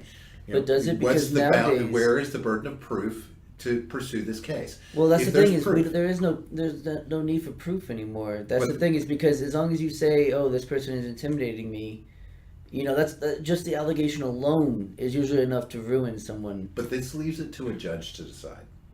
This puts it in the hands of a judge to decide: was this oppression? Was it threatening? Was it intimidation? Yeah. We now put it into that context to where now it's a litigatable thing. Yeah. Was this, because again, I still believe Antifa hides behind those masks. These are not about making them faceless anymore. Yeah. They are emboldened to act violently. So I think as soon as they start acting violently, you kick the shit out of them and you unmask them yourself, and you get all the pictures you can going around, because they are notoriously camera shy. They do not like having their pictures taken. And they that's do not like having video. This, I think, is to force them out into the daylight. If you want to protest something, own it. Stand up and protest. But I mean, I just think that it will embolden them, if anything, not to protest more, but it gives them more of a way to say, oh, look, we're being targeted, we're being oppressed, we're being, and it'll strengthen their arguments, if anything. Well, if you put meat in a taco shell and throw some cheese on it, it becomes a taco. You put a mask on an Antifa person and they act violently, it is what it is. Yeah. It's become synonymous. It's all, you put those things together, you get a bunch of Antifa sitting around with all their masks up. You are expecting violence. It's commonplace to expect it from them in some way, shape, or form, whether it's destruction of property or destruction of other individuals. Well, I think people on both sides, I think there's a section of people on both sides who show up looking for a fight, specifically showing up to fight. And I'll end this segment or this article with this. While I absolutely loathe Antifa, I cannot stand them. Anything that they do, they're about. They're just, I don't know. They're just the most hypocritical pieces of shit that I can think of. But I will defend their rights as much as I would defend anyone else's, based on principle. Well, and I'll finish with a quote from Patrick Donovan's spokesperson, Patrick Ryan. Just a quick one. My bill expands upon long-standing civil rights statutes to make it a crime to deprive someone of constitutionally guaranteed protections while masks are disguised.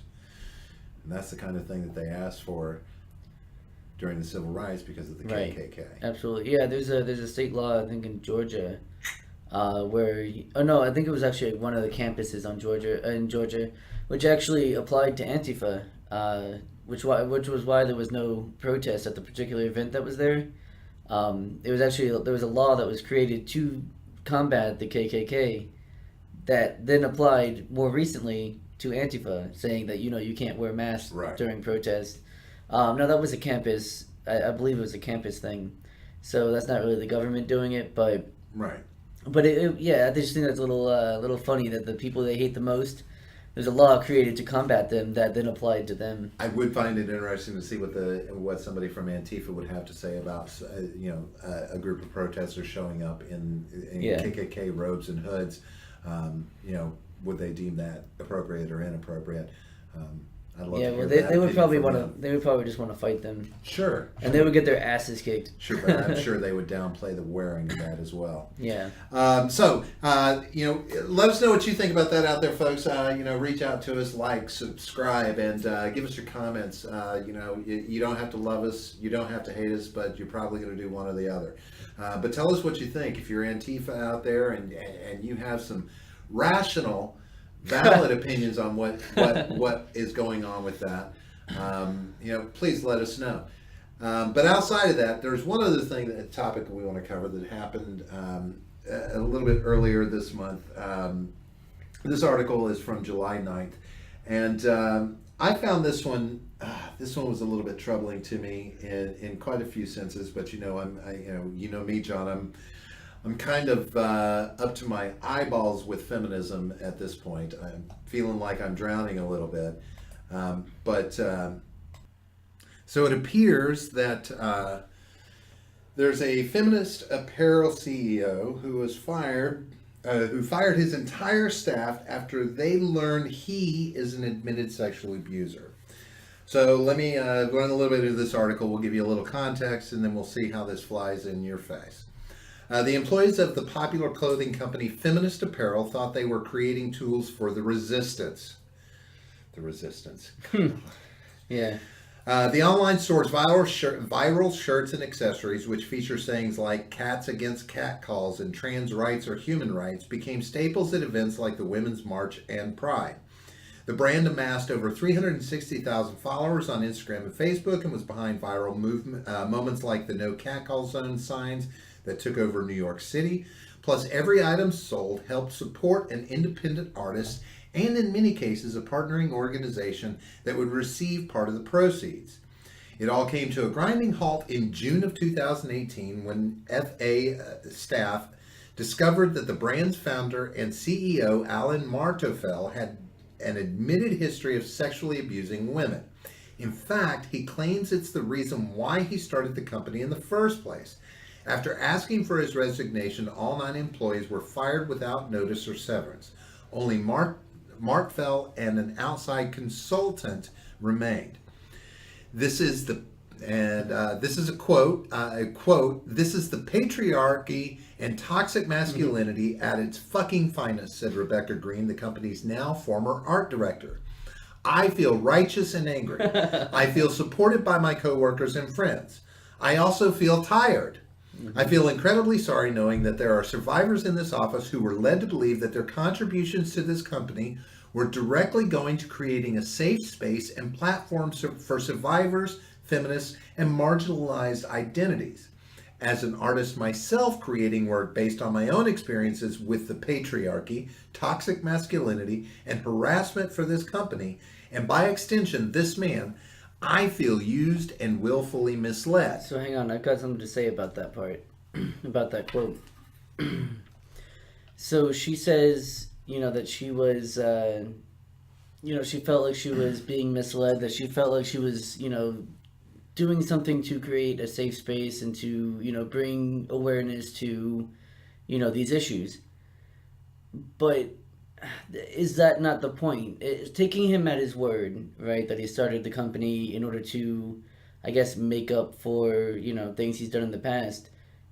I mean, is that not exactly the point? Is that not what he's trying to do? Like, it's not like he was using it as a front to further sexually abuse women, right? Well, so it seems kind of like just that righteous indignation that we hear all the time that,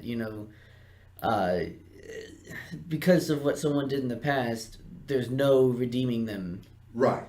However, the catch here for them, and I'm going to jump ahead a little bit in the article and then bounce back. Actually, I'll go ahead and say he posted on Facebook in 2013 and talks about his own sexual abuse of women and how he came to learn about rape culture and that he was starting a company, the Feminist Apparel Company, as his humble attempt to solve it. Mm-hmm. We've all either faced this firsthand, and this is a quote from him, seen it, heard a first-hand account of it, or are guilty of it ourselves. In the post, he also said, "I'm someone who's guilty of it. I've grinded up on women on buses and at concerts without their consent. I've made out with the drunk chick at a party because it was easier. I've put a woman's hand on my dick while she was sleeping. He goes into all this information, and he about being his awareness and the awakening of his awareness from all this, right, to start the company. However, this back to the article, this was a far cry from the origin story that the team had been told. In interviews, Martefeld said he came up with the idea for Feminist Apparel in college while brainstorming for a documentary he was making about sexual assault. A glowing 2014 piece in Forbes rehashes this discovery. His quote, "I learned what feminism is and preaches, and I thought it was incredible. I began working on a documentary about sexual assault on college campuses at my alma mater, and while I was brainstorming ways to raise funds to better carry out that project, I came up with the idea for Feminist Apparel." Continuing the quote, the company's now former office and HR manager said this was a place that claimed to be ethical and feminist. It was so hard to hear that Alan had done those things and hidden them from us, because that meant that what we had been working on for an abuser, because that meant that we had been working for an abuser who was taking money from abuse victims. The day after the June 21st post, members of the Feminist Apparel team confronted Martefeld. I'm going to paraphrase the rest of this, but basically, they came to him and they said, "We need you to step down." And they demanded that he step down, which he did. And they wanted him to issue a public apology to the customers, et cetera, et cetera. And he immediately admitted to the allegations and said he would step down because he was now a liability. The employees went back to work, and then things turned around. They started placing orders for blank shirts, and they were being denied by the distributors, this, that, and the other. Comes to find out, 4 days after Martefeld resigned, he messaged the entire team on Slack to tell employees not to come to work for the week, and he did fulfill the outstanding orders through a third party and update everyone on Friday to address this issue, try and get things sorted out, is what it appeared to them, right? So on Saturday, employees noticed their company email accounts had been closed, but the Feminist Apparel website was live and still receiving orders. They reached out to him. He never responded. Shortly before 6 a.m. Sunday morning, they were all fired via individual emails to their personal accounts. Okay?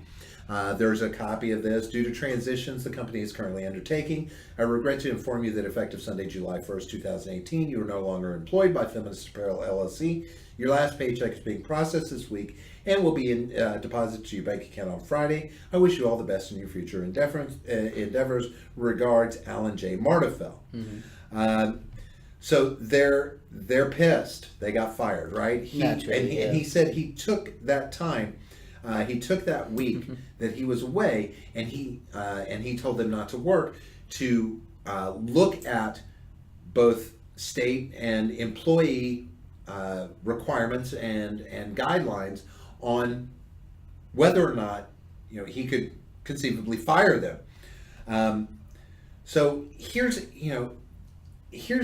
everything that flies in my face about this, and one of the things, see if I can, to try and find it, one of the things that they're upset about is that he was because he was an abuser, he was capitalizing on those who've been abused, right? He's a self-admitted abuser. Now, okay, I'm not going to justify that it's okay to do things that some men do. Of course. And some of the things that he said he did. I'm not going to say it's okay. No, of course not. I'm also not going to say that there aren't many women out there that do the same, very similar things, right? Sure. This goes on, right? It's not a one-sided culture here. It's just maybe it's slanted towards men because men are pigs in a lot of sense. I get it. I think it's fair to say that men are more likely to abuse sexually, yeah. But, it was self-admitted. Now, yes, is he in the wrong for misleading them? If he put it out there, and my thought is that, it's possible he kind of wanted to, not deal with the repercussions these kind of similar repercussions, Yeah. from these people. Oh, well, you're an abuser, because much like you said, John, there is no forgiveness for these things. No, like never. you can't redeem yourself from it, right? Right. So maybe he realized that, and sure, he took the wrong avenue in putting it out there, and yes, lied about what started this apparel company. What was the motivation behind it, right? Well, he put wait, so did he lie? Because he did say that he did mention that he started it sure as a form of like reconciliation for the things that he's done. Now, whether or not he told all of his employees that, remains to be seen. But I mean, it's not like he was trying to hide it. It was not like he was trying to push it away or sweep it under the rug. It was out there. Well, I guess it's the point of fact that, okay, so was he in college in 2013 and actually working on this documentary when he made this Facebook post, right? So it doesn't really tell his age here, who he is. We'd have to look it up to find out how old he is, because I don't even think in the Facebook post it talks about his age. Because there is a very clear distinction between saying, when I was in college, I started working on a documentary and this is what woke me up to the feminist movement, versus I recognized in 2013 that I was also an abuser and woke myself up to the feminist movement and decided to give back by founding this apparel company. Those are two different things. Yeah. Okay? And now, on the flip side, I know what year we live in. Yeah. I know what social media is like. It is current. You go to apply for a job, one of the things that they're going to do is they're going to search you on Facebook. Yeah. And if you're a smart employee, you look at the company itself. You look at them out there. Yeah. What are they representing out there? Because, my thought is, especially if you're going to involve yourself with a company that is, for want of a better term, an activism, born of activism. Yeah. And rooted in activism. Doesn't it behoove you to know who you're working for? But ultimately, if you are working for this person, if you're working for this company, and you're generating profits, and it's okay to generate profits off of the downtrodden and the abused. Yeah. But suddenly it is no longer okay, because one of the employees did point to the fact that he should have been doing this as a non-profit. Right. Did they raise that objection beforehand? No. Right. That's the thing. And so post haste, they throw that out there that, if he was an abuser, then he should have been doing it as a non-profit. But it's okay, because he should not be making profit off of the pain and suffering of those who've been abused. Should anyone ever make money off those who've suffered from pain and abuse? Is it any different making a profit off of them when he's doing it as a college student who learned about feminism versus a man who came to grips with his own patriarchal views and his own misogyny and is using this as a foundation to lift himself up into a more pro-feminist stance and activism to try and support that culture. Yeah. Why is it okay to make a profit if it's the one, but it's not okay to make a profit if it's the other? Yeah. Seems a little hypocritical to me. That's a staple of feminism. It's hypocrisy. And honestly, who the fuck are you? 9 employees who aren't shareholders in this company. Yeah. To tell your CEO he needs to step down, and hand over the company to you? You see some means of production, am I right? I mean, it's one thing to say, John Schnatter has a board of directors that, yes, that's a structure where they're set up to oust a CEO in situations. Well, they're also a publicly traded company. Right, and that's right. They're publicly traded, so that's what they're going to fall to. They have a mechanism in place for this. Right. But because you feel deceived, whether you were or not, okay, you know, how much validity is there? I don't know. But because you feel deceived, now this person needs to just give up their company and hand it over to who? You? You should now have the company? Were you a stakeholder in the company? Or were you an employee of the company? Did you invest your own money into the company? Did you take the risk in order to start the company? Right. That would be like me going into, you know, Billy Joe's barbecue restaurant. He's got 2 or 3 of them, but he's not publicly traded, publicly owned. And me go in and go, Billy Joe, how do you feel about black people? And he says, I think they're all a bunch of N-words. You need to hand over your company to me. You shouldn't represent this barbecue house. You should just give it to me. Give it to your employees. Step down. Yeah. What? Yeah, who the fuck are you? Right? What the fuck are you talking about? Yeah. You know, I'm betting that he was thoroughly within his rights to fire all of them. I mean, he is, and I think that is part of why they're so, you know, morally outraged. It's not even as much about, you know, what he's done in the past. It's, I lost my job, now I'm morally outraged, and here's something I can kind of cling on to in order for me to be right and him to be wrong. Here's how I can be the victim. Sure. In this case. And how, you know, this screams to me about the fucking hypocrisy of present day feminism, that you would actually feel entitled to take a person's fucking company, that they should give up their company because you don't like who they were, right? What their motivation for starting the company was, or that you feel deceived. I don't give a fuck if you feel deceived or not. It's not your fucking company. And you being a feminist who's pissed off, sure as fuck does not give you the right to steal somebody's company. Oh, you should hand over everything that you've worked for. Right. Because we don't like what you say or what you've done. Yeah. This is not how it works. You want to do that? Stick with the company long enough to get the thing publicly fucking traded. Get on the board, the board of directors. Board of directors, and oust that son of a bitch. Yeah. That's how we do it. But fuck you. What kind of entitlement is that? Oh, yeah. It goes back to this feminist idea that we have to remove rights from men as opposed to equalizing rights for women. Right. It's really this idea. Picture. It's really this idea, and I've said this before about other people, not on the show, but in other instances. It's this idea that there are only a certain amount of rights to go around. So in order to give rights to someone, you must take them from someone else.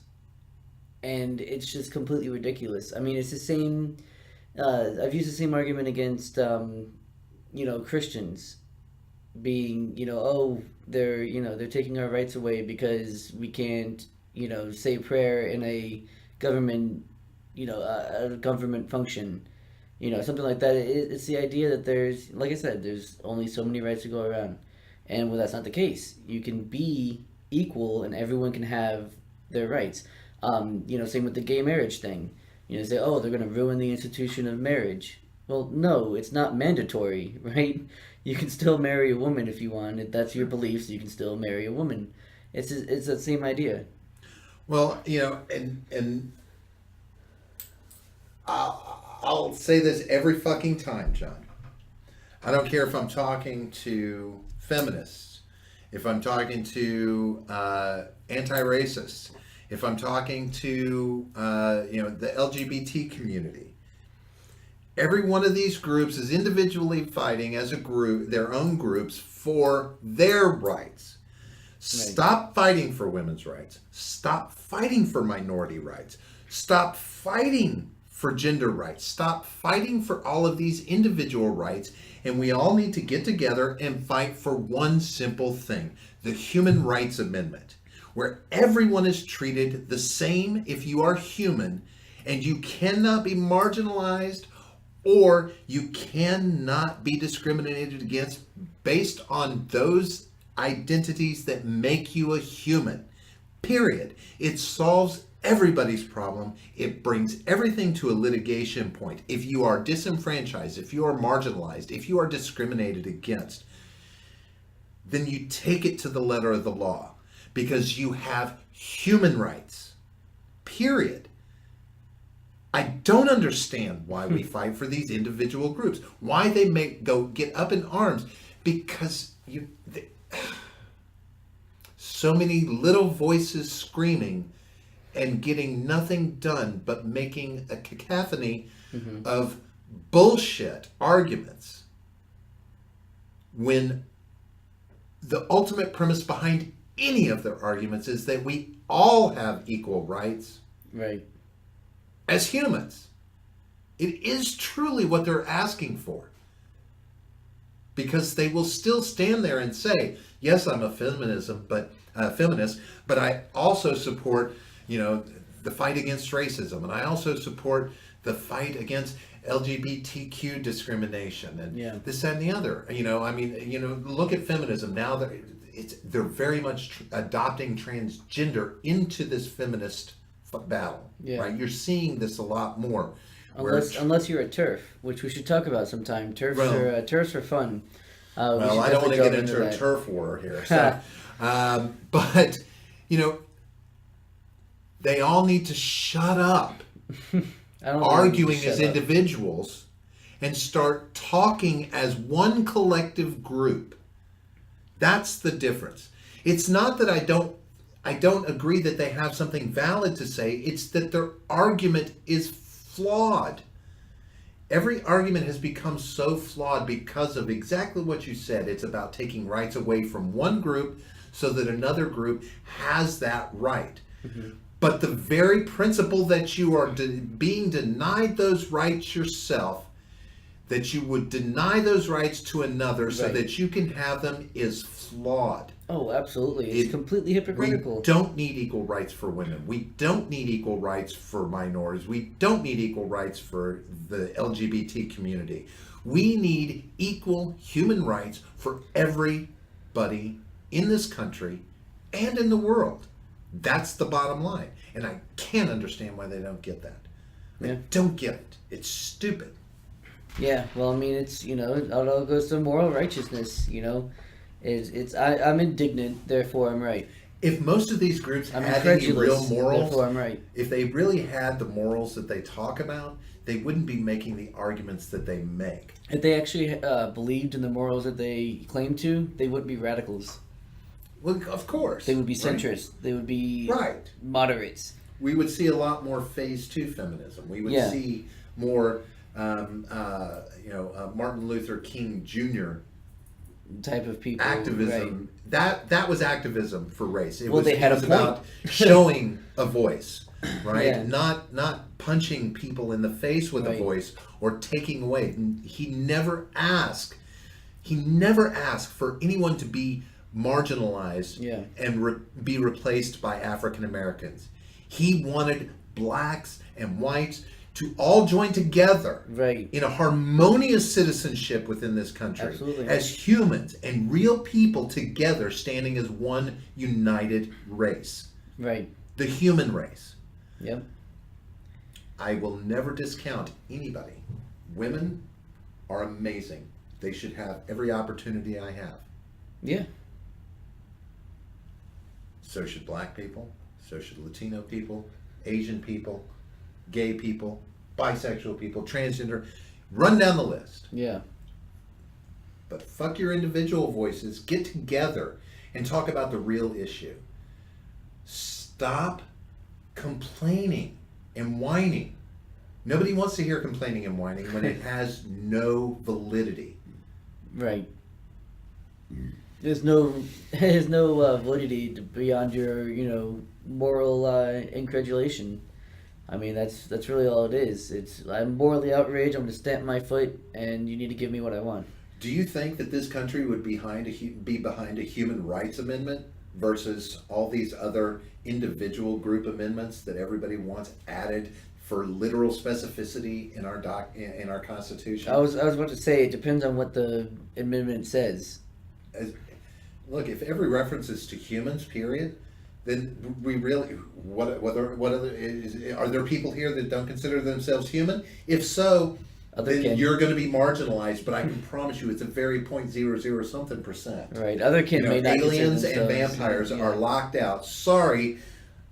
We'll deal with you in another 3 decades. For those of you who are out there that are sure that the lizard people are there, the upside is Human Rights Amendment would lock those people out too.